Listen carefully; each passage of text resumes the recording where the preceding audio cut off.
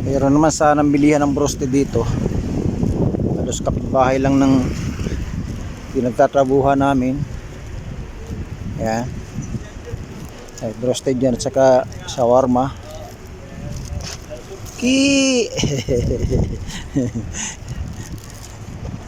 Ang problema, pag kumakain ako ng broste dyan, wah, ayan, kinabukasan namamaga kagad yung daliri ko. Ay walastik. Grabe kasing alat. Shout out mga lods. Ako ay biglang na high blood kagaling ko lang sa trabaho. Punta ko sa bilihan ng broasted kasi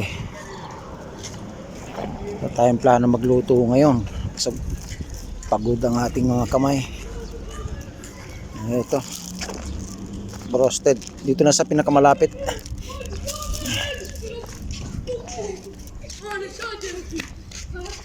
Ay wala stick nung nasa counter na ako eh.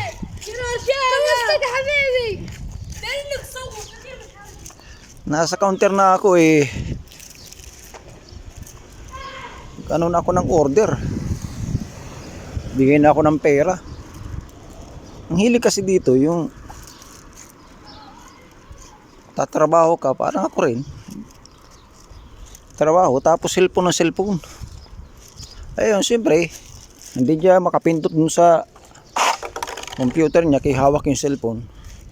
Nung medyo matau-tauhan na siguro, tapos na yung kagigirgir, kadadaldal sa cellphone. Ayun, sinabi sa akin, ano ginagawa mo rito sa harap ko?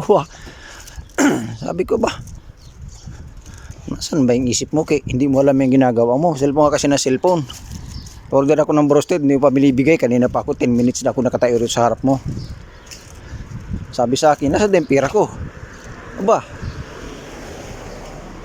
ay sa pera lang, nandiyan na sa ano mo. Sa ano bang tawag niya sa lagyan ng pera sa ano, sa tiller, locker. Yun, nakipagtalo pa ang loko. Eh siyempre nabwisit na ako, sakit na yung ulo ko sa gutom. Sabi ko, wala ka bang isip na may camera dito? Makipagtalo ako sa iyo kung wala naman akong dahilan para makipagtalo sa iyo. Ayun, ang pagkasabi kong may camera naman dito, ayun, tumahimik. Binigyan kagad ako ng barya. Ang galing eh. Alam mo yung mga ganyan kasi, pag hilig lang mag cellphone sa oras ng trabaho, parang ako rin, nakakalimutan na yung ginagawa. Ay buti kong usapan na hindi pera, papil-papil lang. Eh pera eh. Siyempre kung magbigay ako ng 500, wala na. Goodbye na yung 500 ko.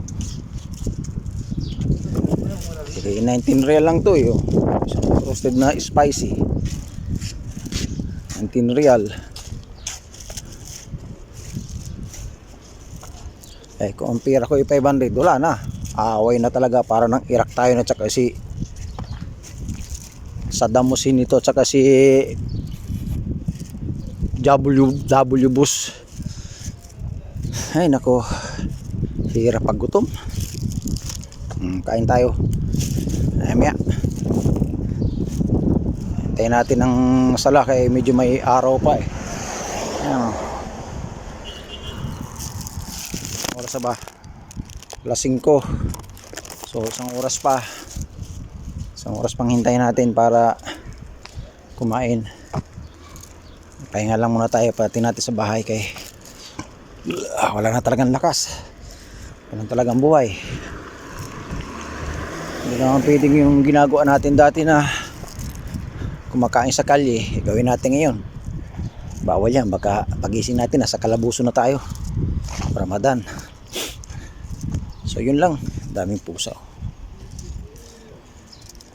Kinapik ko. Ay nako.